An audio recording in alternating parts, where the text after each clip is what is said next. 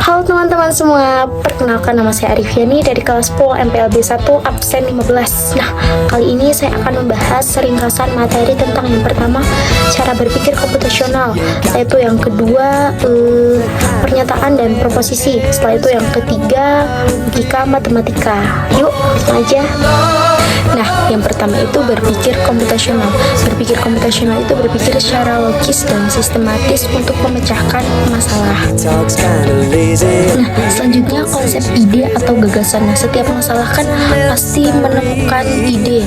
Misalnya saat kita haus, otak langsung berpikir ambil minum di kulkas, beli di warung, atau bikin sendiri. Jadi ide-ide itu bisa memunculkan alternatif atau inovasi baru. Nah, yang kedua mematahkan ide. Setelah mempunyai ide, kita perlu mematahkannya supaya lebih jelas. Nah, caranya dengan mind map. Yang pertama ada masalah, yang kedua ada otak, yang ketiga ada ide atau gagasan, yang kelima ada solusi.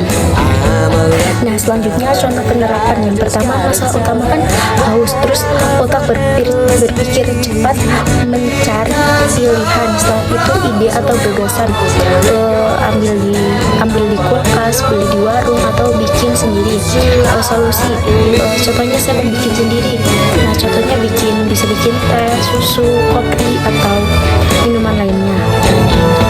Nah, yang ketiga konsep algoritma. Setelah ide dipetakan, kita tuangkan dalam bentuk algoritma. Nah, algoritma adalah langkah-langkah logis dan runtut untuk menyelesaikan masalah. Nah, kita ambil contoh algoritma membuat teh.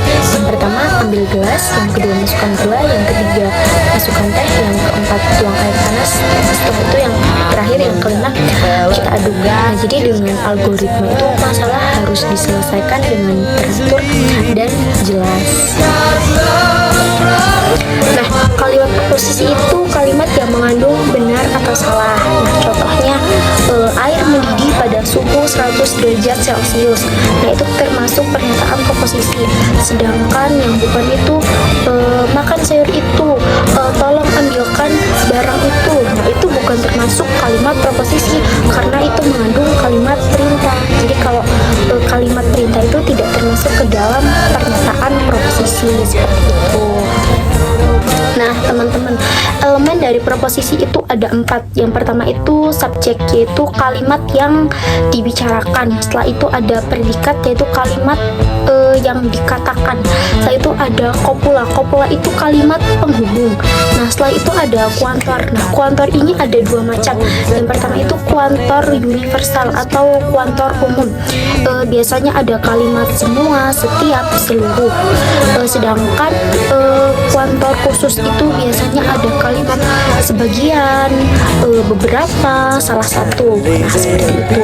Contohnya, sebagian siswa rajin belajar. Nah, teman-teman, proposisi itu ada bentuk-bentuknya. Nah, yang pertama itu proposisi tunggal. Proposisi tunggal itu cuma ada satu subjek dan satu predikat.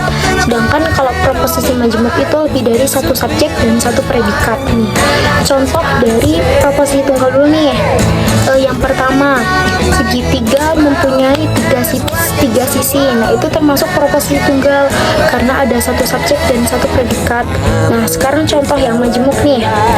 Segitiga mempunyai 3 sisi dan persegi mempunyai 4 sisi. Nah, itu termasuk proposisi majemuk karena lebih dari satu subjek dan satu predikat, seperti itu.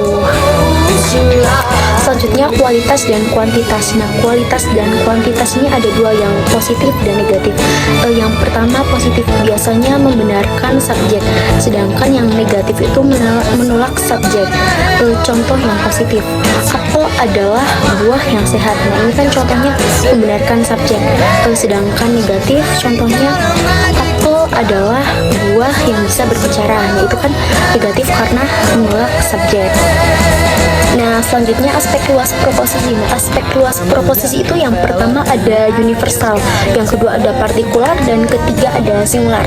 Yang pertama itu universal, yaitu menunjukkan keseluruhan. Cirinya biasanya ada kata semua, setiap, seluruh. Nah, contohnya nih, semua manusia membutuhkan oksigen. Setelah itu yang partikular. Partikular itu biasanya menunjukkan sebagian. Nah, cirinya itu ada kata sebagian. Nah, contohnya nih, sebagian siswa menyukai pelajaran matematika, seperti itu. Terus yang ketiga itu singular, biasanya hanya menunjukkan objek atau individu. Nah, contohnya itu Budi adalah ketua kelas. Nah, itu kan menunjukkan satu individu, seperti itu. Nah, selanjutnya proposisi. Nah, proposisi ini ada A, E, I, O.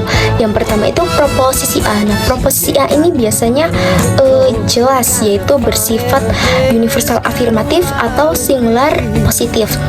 Contoh kalimatnya, semua smartphone adalah perangkat komunikasi. Setelah itu proposisi E. Nah, proposisi E ini adalah kebalikan dari proposisi A, yaitu universal negatif atau singular negatif. Contoh kalimatnya, tidak ada mobil listrik yang menggunakan bensin. Nah, kemudian proposisi I, yaitu partikular afirmatif yang menjelaskan sebagian kebenaran. Contoh, beberapa siswa menggunakan laptop untuk belajar. Kemudian proposisi O, yaitu partikular negatif yang menolak sebagian subjek. Contoh, beberapa kucing tidak menyukai air, seperti itu. Nah, kita lanjut yang ketiga, yaitu logika matematika. Nah, yang pertama ini negasi, yaitu membalikkan nilai pernyataan. Jika benar itu salah dan jika salah itu benar. Contohnya, Budi rajin belajar, itu benar. Nah, kebalikannya, Budi tidak rajin belajar. Nah, selanjutnya yang kedua itu konjungsi, yaitu gabungan pernyataan dengan kata dan, hanya jika keduanya benar. Kita langsung ke contoh aja ya. 2 adalah bilangan genap, 5 adalah bilangan prima. Jadi 2 adalah bilangan genap dan 5 adalah bilangan prima. Jadi dua-duanya itu benar dan benar, jadi hasilnya benar. Nah, yang ketiga ini disjungsi, yaitu gabungan pernyataan dengan kata atau. Benar jika salah satu benar. Langsung ke contohnya aja ya. Matahari terbit dari timur, bulan adalah sebuah planet. Matahari terbit dari timur atau bulan adalah sebuah planet. Nah, yang keempat implikasi, yaitu bentuk jika maka. Jadi salah hanya jika B benar dan Q salah. Nah, ini langsung aja ke contohnya ya. Andi tidak belajar, Andi mendapat nilai bagus. Jika Andi tidak belajar, maka Andi mendapat nilai bagus. Nah, yang terakhir atau yang kelima yaitu implikasi, yaitu bentuk jika dan hanya jika. Jadi itu benar jika P dan Q sama nilainya.